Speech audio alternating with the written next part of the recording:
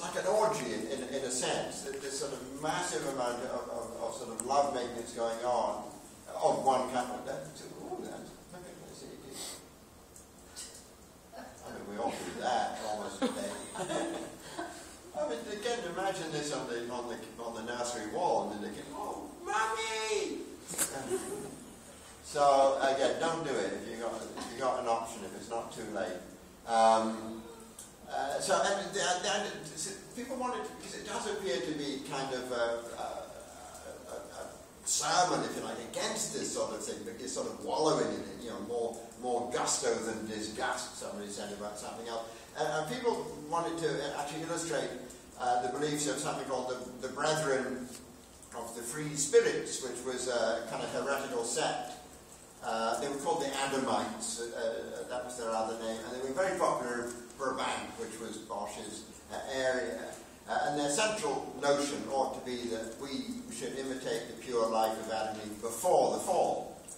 So again, they were sort of pure in heart, if you like, but obviously they liked to party as well. Basically an excuse to have sex with anything that moved, or sometimes it didn't. And see, the trouble with that is that Bosch was actually, appears, from what we know about him, to have been extremely orthodox. Again, there's so little actual documentation, but you'd think if he'd done anything that weird, we might know about it. But he was actually a member of something called the Brotherhood of Our Lady, which was one of those. There were a lot of charitable organizations, partly religious, but partly of lay people like us who could just sort of do good. It's I guess almost like the Salvation Army nowadays. And he was a member of that. I'm sure they would sort of, make sure that people were okay before they were allowed to join. But also, perhaps the most important element is that the picture, as I said, was owned by Philip II, who was probably the most orthodox of all kings at this time. This fanatic in stamping out any sort of heresy. So I don't think he would have had pictures in his room, in his palace, that had any sort of link to improper behavior. So it was, again, the morality of the picture with the fact that the reason that all these people are having such a good time, the message is that they're all going to hell because they are misbehaving. And how? I mean, look, you cannot get up. I mean, how can one human being come up with so many wonderful ideas all over the place? It's just non-stop. But the thing is, again, you see all these sort of bursting fruits and overripe fruit and things like that. That's very much, big fish, remember that was symbol of Christ, and that was kind of a perversion of it.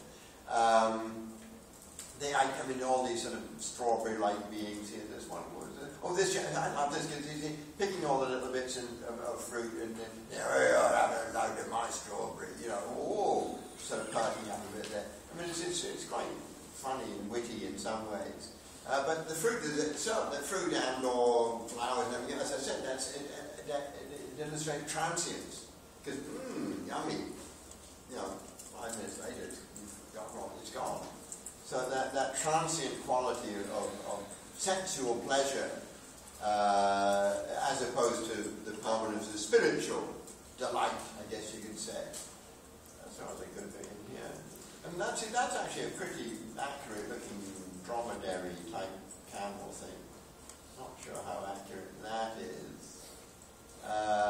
You can do this yourselves, just have fun running around. But what's also happening underneath the central lake is the kind of, and this was a popular theme as well, the fountain of youth. I'll show you in a couple of weeks, whenever it is. There's a wonderful painting by Cranach, the German of the fountain of youth, where all these unbelievably old, wrinkly, mostly old ladies sort of getting in one, and they all come out as these sexy young beasts on the other side. It's terrific. And that's sort of the idea here, is that all these, I think it's only girls in the fountain of youth.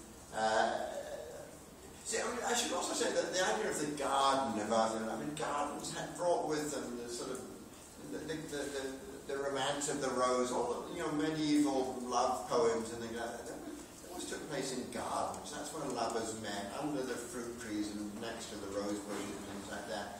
So it's a kind of parody of where good things ought to happen, because now they're sort of getting down and dirty, as it were. And what you see here is a kind of cavalcade of people rushing around, swooping around the fountain of youth, because they're all very young and sexy, hanging around. But you look at them, see that some of them are actual animals, and I think they're all males who are riding the beasts, and that's very sexy, I think. And it goes back all the way to the idea of centaurs, which are half man and half horse, which was, all of the animal instincts that we have, the bestial qualities that have to be controlled and civilized by us rational human beings. And here, where everything is absolutely out of control, one of the symbols of controlling the animal was the reins, the bridle, everything else, because that's how you imposed your own will on all the sort of wonderful energy that you see here. That's another little thing you see chopped out and reproduced. I mean, again, this would take years of practice. Oh, dearie dear.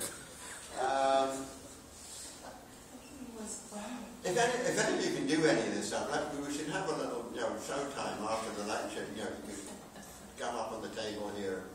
No? Oh, well. Work on it before next week. Some of you should be able to do some of this. Oh dear. Well, I could get arrested very quickly for encouraging such behavior. See, that's a lovely, realistic head, isn't it? That's terrific. And some of the birds over here, where are they? They could be right out of a textbook on kingfishers and whatever that is. Like Audubon almost, that kind of sort of real. But then all the other bits are all scary, spooky, weird. But the idea also is that the careening around everybody literally is out of control. You're sort of zooming around, this whole sort of whooshing around here. And again, even look at that, there's more sort of phallic, fishy stuff down at the bottom there, and more hybrid creatures. So there was, if you go back and read your St. Augustine, because I know you've been doing that a lot. He was the one who had stuff, you remember about the mousetrap? That was St. Augustine. He says, let man control lust, let him hold the reins and not be carried away. And again, that's very much the idea of, and think of all those equestrian portraits of grand leaders. I mean, my favourite is Van Dyck's portrait of Charles I of England, who was a fellow who was probably 5'2", spoke with a stutter and a Scottish accent. When he was hardly a heroic being, but jump up on the big white horse and he looked bloody marvellous. And so that was the idea. I mean, if you've been to the Spanish riding school in Vienna, the idea of controlling the horse and getting the horse, it's like dressage, if you've ever seen that, to do fairly unnatural things in the way of sort of the motions and movement of the horse. But the rider and the horse, if you don't know the Spanish riding school, you Google it and look up some videos about it, because it's all in Vienna in Austria, the main headquarters. And they get a young horse and a young rider, and they put them together, and they can be 20 years at least together, the rider and the horse. And when you see them, it's almost like the older horses are training the younger horses rather than the riders. I mean, it's all part of the whole package, but it's a wonderful way of kind of collaborating physical strength and power on the one side with intellectual power on the other. And that's what's not happening here, because as you can see, there are no reins. Everything is unbridled and impassioned, that sort of thing. So on and on and on. I mean, again, you can just sort of have endless fun looking at them. And there are people in sort of sound booths there. There's a sort of, this is sort of a good one as well. So reaching out of this, you're already inside some wonderful fruity thing, and then you're reaching out to grab more. And anytime you see a grape, of course, grape equals wine equals body, blood of Christ, rather. So that's again a kind of parody of religious observance. There's more people in, that's going to leave a mark. More nice verbs. I'm looking for one specific thing. Because again, it's very sort of the stuff of nightmares in a sense of some of the, and as far as I remember, there's a bit in 1984, which is a little bit like this.